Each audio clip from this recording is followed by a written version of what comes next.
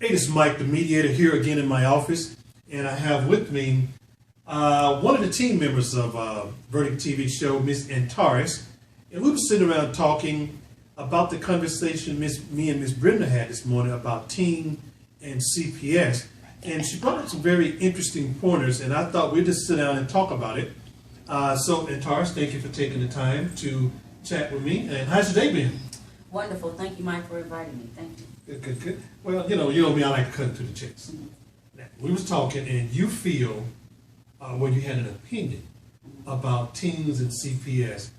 My thing was, I think sometime when teens get pregnant, CPS, in my opinion, should get involved. And I think the teen should be penalized because in one of the conversations we had, the CPS get involved, take the child sometime and give it to the other teen parent. Or they take it and give it to the grandparents, but nothing happened to the teen. My opinion, and I think you said you had a familiar story of someone, a teen girl who got pregnant. Share that story. Tell me, do you think CPS should have got involved? Well, CPS actually did get involved, but it was actually, the teen had that option, to either go through the system with the child or give the child up for adoption, and the two of them go through the system.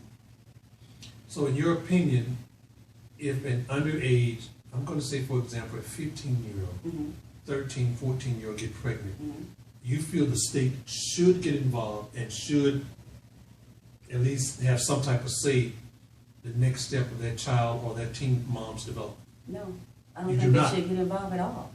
Ah, okay. No, why would CPS be involved? Do you feel because they're underage that that's some type of violation or breaking of the law? No, it's not. Maybe of man law, but I think we can date back to the ages. Women have been having children younger than that for years. It's just, I don't know why the age limit on it now has changed through civilization, but, it's quite natural in some tribes and a lot of other countries for a woman to have children at that age. Why do Hispanics have quinceañeras at 15? Do they think the women are fully developed at that time? Wow. Why are they doing that? It's not just it's more than just a culture thing. Different cultures, and like I said, different tribes, they are. So under the age of 15, you still think they should be left alone since you brought up the quinceañera? Yeah. Yes. Really? So with the cases that came across the office as regards to, I think the boy was 15, the girl was 12 or 13. CPS get involved in the case. You feel that was inappropriate, and those teens should be responsible for their own child. Now, if you said teens, you said the child, the mother was 12 years old. That's different. I think the mother turned at 12, 13. That's different. She is not a teenager at that point. So she was 15. Yes. And she was 13, 14, 15. You feel should stay in the family, the children, the parents, the grandparents, whoever is taking guardianship over those teen parents should be involved in raising a child. So what is the old saying or crochet? It takes a village to raise a child? Absolutely. Okay. So I guess in a nutshell, you can look at the camera and say to someone who's a teen mom, why you personally feel if they got pregnant while going to school, it's okay, but it still should be a family thing. I think that it's okay because at that time, a teen mother is just as adequate as being a profound mother as someone who gets pregnant at 25 or 26 or 30 or 40. There's no standard age, where a woman is adequate enough to be a parent. Parenting comes without a man, so.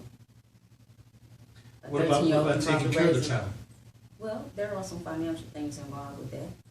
Now, you and I both know if a teen mom have a child, she's probably going to get the government assistance like the WIC, CCMS, Medicaid, food stamp, and all of that. The state says they're not going to be responsible for that. So now all that load of responsibility transferred to the teen boy. No, it doesn't. Who necessarily says that? Oh, and no, it doesn't. I would disagree. Well, now, no, it transfers into the family. It doesn't solely. The responsibility doesn't solely lie on the father. If a mom goes to get any type of government assistance, she has to name the father. But first, Mike, everyone that has a child under that age does not always get on government assistance. My question was, if she does. If she does, then You're saying it's appropriate that the government I didn't say that. build it. That's my question. Should the government build that teen more?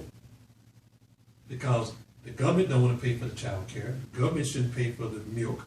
The government shouldn't pay for the medical stuff. Those two have. Right. So if she takes her kids and get government assistance, then the government going to send him a bill, teenager or not. He was old enough to get it up, so he's old enough to take care of it.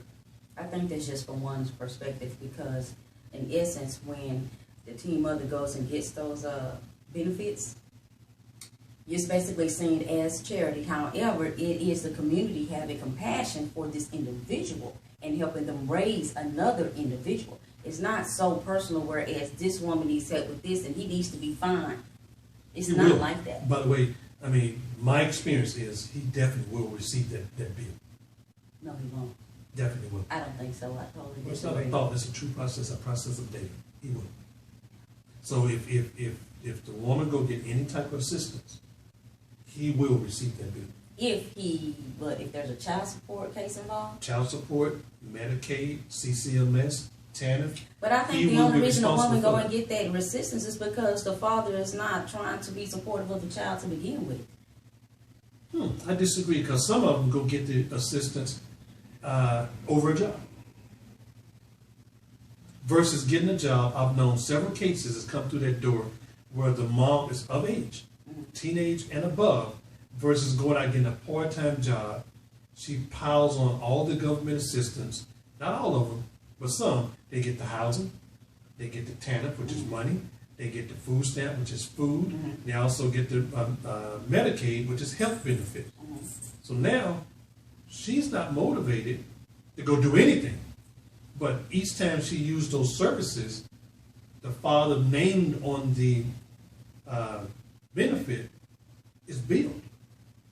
So because of that, I think the teen pregnancy, in my opinion, hurts more of the man than the woman, but I think both should be penalized. My personal opinion. So how do you suppose they be penalized?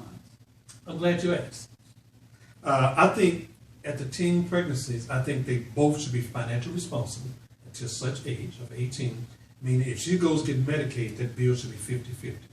I think if they get CCMS, which is child care, they both should split it down the middle. I think they both should be ordered by court to either finish school or be incarcerated. And I think once they reach a certain age, I think it should be mandatory that they're going to get some type of employment to sustain themselves. I think if they put some type of harsh punishment or penalties in place, I'm not saying the teen pregnancy won't happen, but it won't be 2, 3, and 4 times. Because each time a teen mom gets pregnant and if she gets away with it and get more government benefits to help her out, what incentive is her not to get another child to get more money and stay on her butt? But I think if she's penalized and be put on a pyramid to where it depreciates, say 5 years you get the max, but by the time 5 years up, you get it less. So you stuck out if you ain't got up on your feet because it's 4 years to go to college. Okay, you're 15, 16-year-old, you got until you finish high school and 4 years of college to be established to take care of your child, or the government cut you off. So those simulations are only for teen mothers. What about those other women who are having children using those same benefits? I think Their it would be extension is more than any 5 person years. using the government assistance, Okay. especially teen moms, because they're at that age where they can prevent them or help them not get a second child. Because if you know you get 2 children and you're going to get 2 baby daddies, child support, 2 more money for TANF and more money for CCMS, you're going to continue to get your Medicaid.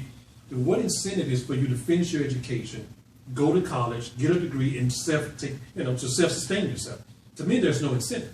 It almost cripples the moms, teen moms, and teach them it's okay to have multiple baby daddies. But if you know, dang, by the time I get 18, my benefits are going to start depreciating, now all of a sudden that's not pretty anymore. Because when you are forced to hit the streets and pound the pavement because you can't get those benefits, I think the reality is set in about all the pregnancy. My thing is, Mike, I want to know how do you see that as being an effective method? Because From my opinion, it seems like the Attorney General was put in place because the fathers have been getting away with so long not being financially responsible for the child, period. Interesting enough to say, last year, not last year, year before last, in 2013, an organization called Dash Fathers of Texas did a study regarding child support and the subject or the title, Deadbeat Dad. Ironically, 96% of all men that are on child support court order pay their child support.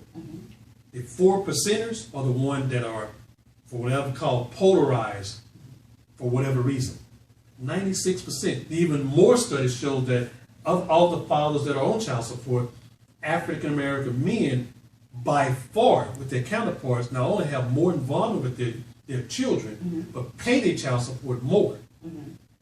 It was only a high percent of 2% that are truly deadbeats. Yes, but that's out of force. That's why it's garnished from the wages. They're not free. It's only garnished. It only garnished because it guarantees a payment. Now, my question is, if it wasn't guaranteed, or in my opinion, the controlling of the government, then let these men be men. Let them take care of the children their way. And they would.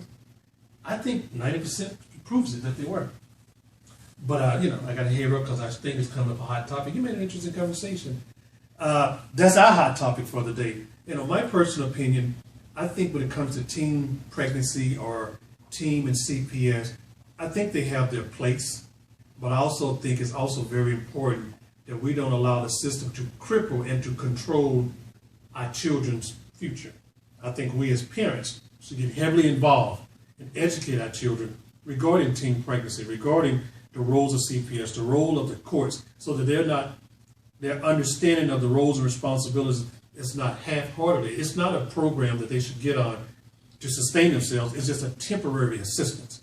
And although me and Mr. Antares may see things differently, I think that the end result, we agree that our children as well as our family, we all should be involved in making sure the family is taken care of. Absolutely, one way or the other. Well, this is Mike the Mediator along with Antares. We appreciate you looking at the hot topic. If you have a suggestion or anything, hit us up and let us know your suggestion, or come sit in the hot topic seat. We'll talk about it. See you later.